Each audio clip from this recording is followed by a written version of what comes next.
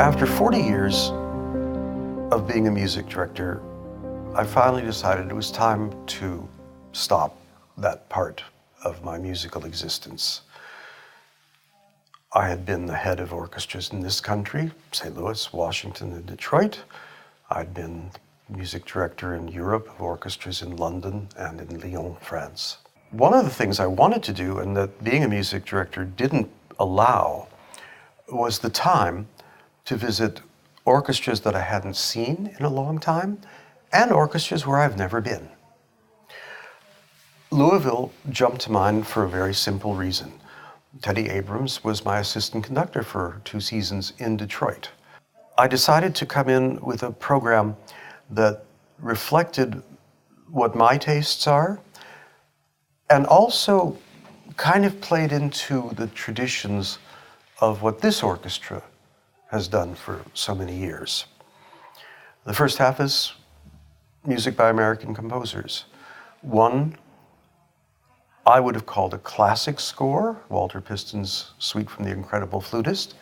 It's a little hard to say that now, but during its time, in the 40s and 50s, and through the 60s, this piece was played on a regular basis. Audiences knew it.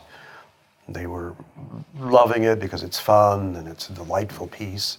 So there's Walter Piston sitting there on a program with 2 more recent pieces, but these have very personal connections. The first piece is by Cindy McTee, who also happens to be my wife, and the second piece is by me. I could have completed the cycle by doing a piece by my son, who's a burgeoning television and film composer, but we thought that was enough nepotism for one program. Cindy's piece is written and dedicated to me, and it exists because she won a competition in Detroit before I became music director. I had nothing to do with this. She'd won it, she had to write a piece. Then she and I became a couple. The piece is called Double Play because it's in 2 movements, and it also reflects my love of baseball. My piece is called Kina. Kina in Hebrew means lament, elegy, and was written to memorialize my parents. Actually, it was written originally just to celebrate what would have been my father's 100th birthday. I also thought it was important on this program to have one work from the standard canon. And in this case, we chose the Enigma Variations of Sir Edward Elgar. It's a good virtuoso showpiece for the orchestra, a good way for me to get to know or reacquaint myself with the orchestra.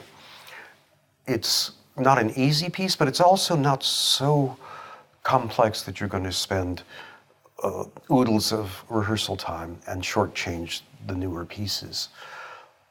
The orchestra is playing with great character, great sound, wonderful enthusiasm from everybody.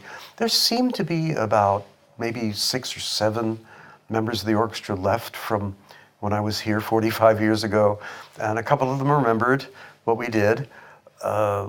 And it's been nice to reminisce with them, but mostly they seemed interested to talk to me about what it was like growing up in Hollywood. And I quickly say, no, you cannot grow up in Hollywood. You have to get out of Hollywood to grow up. And it's been fun to reminisce with them and hear their stories about people I knew from when I was very young. So the program is really nice. It's a fun one for me to do.